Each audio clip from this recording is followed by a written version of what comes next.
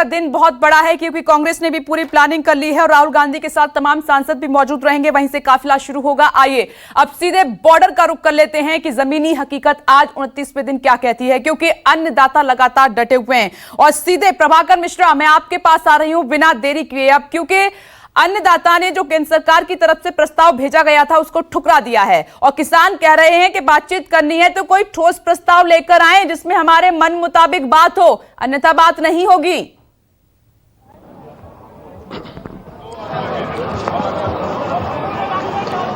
देखिए विपनेश, पहले तो यहां की मैं तस्वीरें दिखाऊं। ये गाजीपुर बॉर्डर की सुबह की तस्वीरें देखिए। लगता नहीं है कि कहीं आंदोलन होते हुए महीना दिन होने जा रहा है। जो यहां पर कुछ कमियां हैं उन्हें दूर किया जा रहा है, जो लोगों को दिक्कतें हुई उसे दूर करने की कोशिश हो रही है। जगह जगह से ट्रकों में सामान भरकर आता है ताकि किसान प्रदर्शनकारियों को कोई जाड़े में कोई दिक्कत नहीं हो, खाने पीने की दिक्कत नहीं हो। लेकिन मसला यह है कि ये कब तक चलेगा। सरकार को लगता है कि शाहीन बाग के तौर पर यह आंदोलन खुद खत्म हो जाएगा।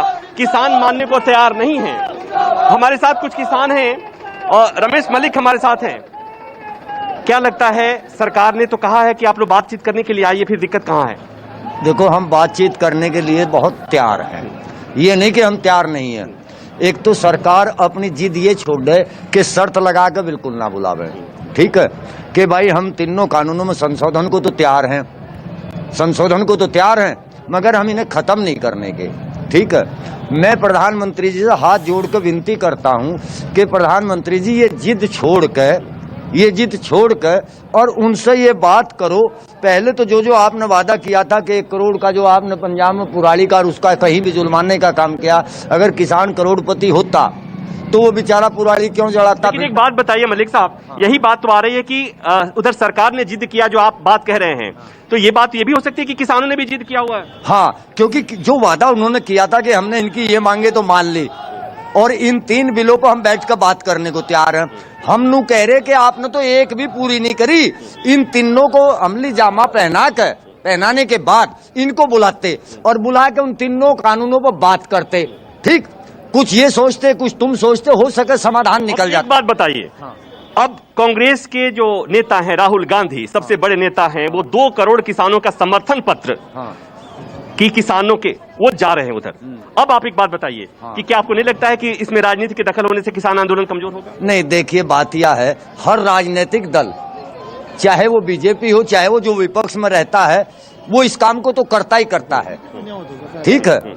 और नहीं तो देखिए हमारा तो ये कहना कि सीका भाई बगेरा वो नो कुद्दा वो तेरा है, तो सब ऐसी जिस समय सत्ता में आ जाते हैं किसान को भूल जाते हैं।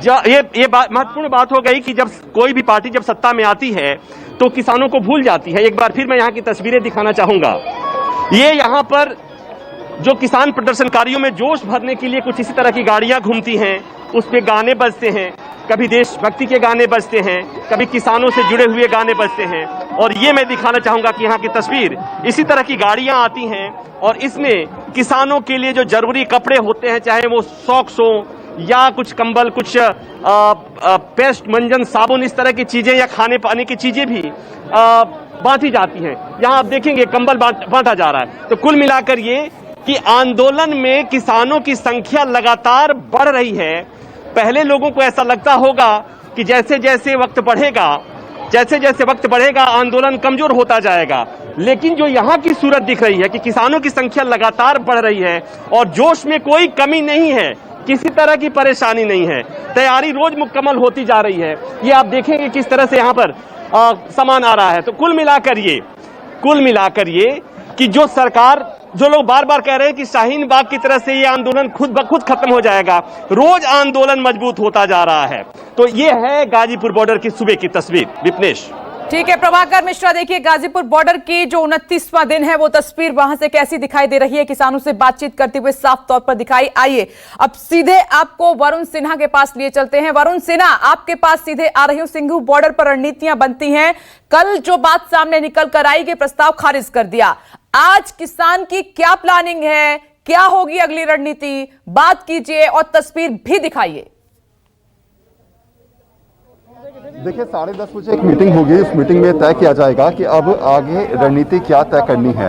उसके बाद 12:30 बजे किसान वेबिनार के थ्रू मीडिया को और सरकार को ये बताएंगे कि अब उनका अगला एक्शन प्लान क्या होने वाला है। कल जो बैठक हुई थी उसमें इस बात का जिक्र किया गया कि सरकार पहले तो ये तय करे कि वो अगर इस पूरे कानून को लेकर कहीं ना कहीं संशोधन या फिर अगर स्थगित या फिर कहा जाए तो इसे रद्द करने की सोच रही है, तो उसकी क्या सोच सामने निकल के आ रही है, पहली बात। दूसरी बात, अलग अलग संगठन से बार बार बातचीत करके ये समझाना कि देश भर के किसान जो हैं वो इस कानून के पक्ष में हैं, ये सरकार को पहले बंद करना होगा। तो ये बैठक में तमाम चीज़ें निकल के आई। पहले मैं आपको तस्वीर दिखाता हूँ। आप तस्वीर देखेंगे तो रोज़ सुबह की तरह यहाँ पर वही माहौल है।